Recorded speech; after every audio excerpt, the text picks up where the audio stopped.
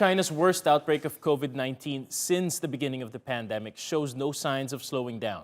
Millions of people in Shanghai have entered their fourth week under a strict lockdown aimed at curbing the spread of the virus.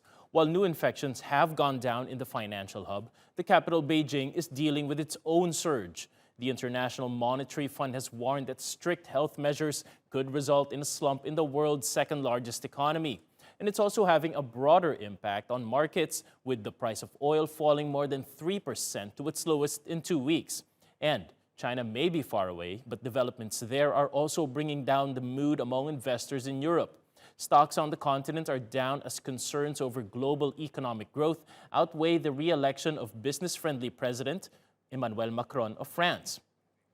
Now, for more, let's go to Einar Tangen. He's a senior fellow at the Beijing-based think tank, the Taihe Institute. Welcome back to the program, Einar. Now, mass testing, as we heard there, in Beijing's Chaoyang district, that's the main commercial hub. What do you expect to come out of this?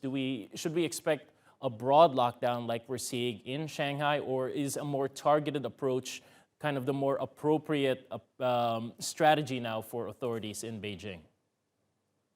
Yeah, appropriate is dependent upon the science. They're very, very careful about what they do. They're not listening to public opinion. They're really just talking to the doctors and what is necessary. Remember, COVID-19 has morphed. It's quite a bit more contagious now. So the approach that they're taking is not on a citywide basis, but on a district. I live in Chaoyang district. And that district, people have been notified that they will be taking PCR tests over the next 3 days. And this is casting the net wide to make sure they know exactly where the COVID is coming from, any new outbreaks.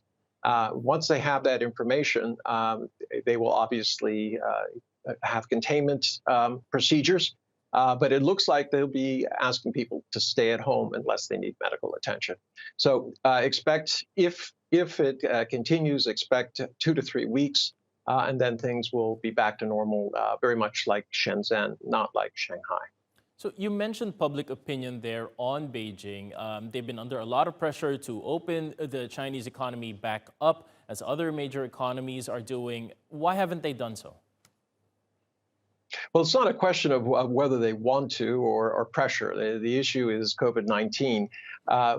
They've watched in the West as countries prematurely opened up and had unnecessary deaths. The best example of that is the United States, which accounts for 1 out of every 6 deaths that has been reported in the world. So, their perspective is it's better to take some bitter medicine for 3 weeks than having your economy in the doldrums for 2 years.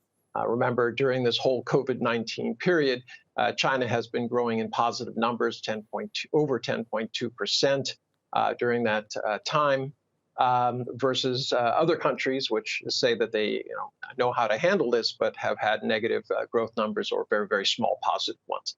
So China is pretty much in control of the facts, even if the narrative internationally is always very skeptical. All right, bitter medicine. Einar Tangen from the Taihe Institute in Beijing. Thank you for joining us with your analysis. Thank you.